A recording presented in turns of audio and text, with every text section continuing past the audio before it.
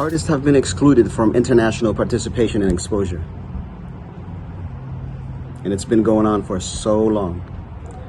Now is the time to show the world what our culture, what our music, what our sound is all about. They have no idea what we are capable of. And we will participate in the world stage for the bigger audience. The world knows what Eritrea is. So as you know, Artists for Eritrea is organized to support our youth and to generate so much information and to cultivate the next generation. One love.